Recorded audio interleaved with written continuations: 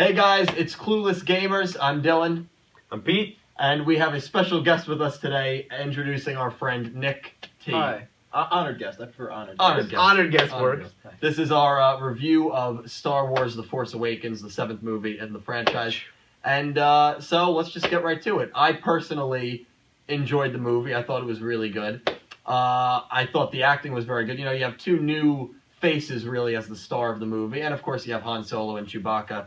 They play a big role. Luke Skywalker, he makes an appearance. Leia and so Organa. Princess Leia, right? Yeah. And so the cameos are cool, and I thought it was a really good moment. A really good movie, excuse me. Yeah, I thought it was awesome. Now, full disclosure here, this is my first Star Wars movie. I've not seen any of the other 6. So for me, I was kind of jumping right in with kind of limited knowledge. And I loved it. I thought it was great. It's kind of, I'm a big Marvel fan, as you guys know, watching Agents of S.H.I.E.L.D. here. And it felt sci-fi-ish. It felt like a space opera. It felt fun. It felt, that classic good versus evil. And I liked it. And I personally, I love villains. I loved Kylo Ren. I thought him and Adam Driver portraying him, I thought it was fantastic. I mean, overall impressions of that. And obviously, without saying, this is a review, this is full spoilers. Yeah, so if you're not expecting any spoilers here on Star Wars, put this video, click it down in your watch for later and then come back. Yeah, it's going to be spoiler warning right here. Full disclosure spoilers, but I thought it was great as my overall impressions. What they're very kind to doing is for first-time viewers who maybe don't know the series that well, as long as you know the basics, and you don't need to know the in-depth version at all. As long as you know the basics, they do a great job of explaining it and catching up. Oh, they definitely really good. I felt like and we'll get into it, but beside that like little force vision or whatever Rey had early, in that part of the movie, when she finds that was the only thing I was like, right. What's going on? Otherwise, I felt good. But Nick, what would you think of your overall impressions? I thought it was fantastic. I thought they brought like a decent amount for new viewers to see, and as well as little fan service things that people who are familiar with the series like myself that's the Star Destroyer that she's exploring in, and a lot of people didn't know that. My brother didn't know that, but seeing that I'm like, Jesus Christ, that's that. There's a lot of cool things like that throughout the movie, which is awesome. Yeah, and a good ambience sound. This doesn't have anything to do with the movie. It also depends on, you have to hope when you go into the theater that you're with an active audience group, because us three, we saw the film a couple days after the release, and the audience, the crowd, they weren't that hyped up. Pretty in the pretty theater. tame. They were pretty quiet. Yeah, it was mild. Because I went a second time a few nights later with my family, and we saw it in the crowd every time Han Solo made his first appearance, or R2-D2. That was cool. Almost standing ovations, it sounded. It sounded like you were at a sporting event. I mean, the place was going crazy. So you just also have to hope you went with a good crowd, and it makes those cameo appearances and those reappearances, it makes it that much better, really. That was cool. I mean, what would you say, if you have to go into things we liked about the film, what would you say you liked about the film? I liked Daisy Ridley's performance. I thought she was fantastic, yeah. And I like how they kind of hinted that she's, the first time that you watch the movie, you don't really get to it. She's kind of the daughter of Luke Skywalker. You think so? That's my opinion. Speculation. That's my opinion, 100%. Well, at this point, anything's possible, because I actually read this yesterday. The books technically aren't canon anymore. No, Anything goes now. Yeah. Which is always good, because then you don't have the comic people oh yeah, this definitely is going to happen, this is definitely going to happen, which, no offense to I'm one of those people too, where I enjoy knowing the story before it happens. But they put it in a Legends category. Exactly. Where it's not canon, they really restricted out the whole universe. Especially in terms of whose kids are who, they really mix it up with the movie, but now the books, books don't count. So Kylo is for a spoiler, is Han's son, and that's canon now. That's real.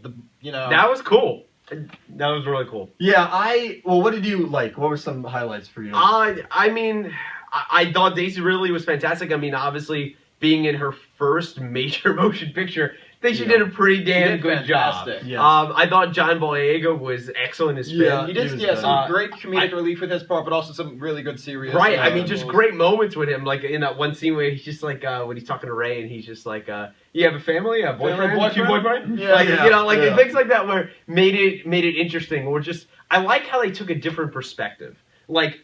We never, from what I understand, and usually typical, you don't see the regular minion troopers like stormtroopers, their lives. And now we go into one, and someone who's conflicted. And there's someone who's hey, do I really want to murder tons of people here in this town? And that was cool to get into, and cool that he became a hero that was kind of on the bad side. And Right, I like things like that. I like when the story changes up. Yeah, it was nice to see Harrison Ford, Of you know, course. as Han Solo. That was my first time seeing it, but you know, that was a cool moment. If Chewie were home and they're in the Millennium Falcon, and Right. and you have Chewie there, and you see Leia, and you have all this nice fan service. Obviously, you get Luke for 30 seconds, Which Mark at the Hamill end. probably made like So bank much- loads yeah, just on like just to make less that than one 60 appearance, seconds yeah. of screen time. Oh, you see how much more money Harrison Ford made than the rest of his cast. I mean, Yeah, it's of course. insane. But I liked how the story, like we touched on earlier, how it brought in people like me who knew really almost nothing. Right. And you get that famous word crawl that was really exciting for me. Bang, catch you up. Hey, 30 years, and here you go. And it's like, hey, we'll figure it out as we go along here. But basically, it's good and evil, and there's some characters here, some new and some old, and you have fun. And I like the villains, like I said. I thought Kylo Ren was awesome. I like the whole First Order. Yeah, First Order really cool. I think from General Hux to Supreme Leader Snoke, I thought everybody was awesome. I thought Snoke was intimidating, even though that was only a hologram. Yeah. Thought he was super intimidating. He looked gigantic. He looked menacing and powerful, and people respected him. And I like those elements when you could, fear a villain, but also with Kylo, you kind of could side with him in a way that you see his even though he's off. Definitely. Yeah, he's definitely He's off. got emotional problems. He's conflicted. He keeps wanting to go to the light, and he keeps asking to go back to the dark side. He's talking to a freaking helmet He's of talking Darth to his Vader. grandfather. Like that. Those were cool moments for me. What would you say were yours? Well, I thought like his his outbursts. I thought that was really interesting. It shows like never before in Star Wars we had someone so volatile, like who was really like freaked out over nothing, like the small things. And I think that really Unstable. yeah, it says Very- something about his character and the potential, what they could do with that and how dangerous they could make him in the next, in the upcoming movies. Oh yeah, and I think it shows that he's immature. Definitely. He's a kid with immense power, and he doesn't know how to handle it or what to do with it, and he has no guidance for it, and he has these violent outbursts. Yeah, and definitely. Yeah, I think those were cool moments. I also like how they add comedic relief in those when Rey escapes and he's destroying the chair, and those two stormtroopers are Yeah, walking they down the hallway, walk and then they scurrying walk back. Yeah. Like those are cool moments that kind of add levity to scenes, and I like things like that. Definitely. I like when the story is driven by strong characters. Mhm. And it's obviously driven here by two completely new characters, completely new actors in some ways. Yeah. And yet it felt right. Like it felt like, hey, these guys know what they're doing, and they're giving a good story. They're giving us a strong female, which nowadays is more a big thing. Yeah, absolutely. And someone who keeps saying no, stop holding my hand, and Right, she's strong, and, independent, and that things whole like thing, that, yeah. and like she cries out for help, and Finn's gonna go run and help her, and then she kicks those two guys' asses. Like Right. she doesn't need you. Those were cool moments that I liked.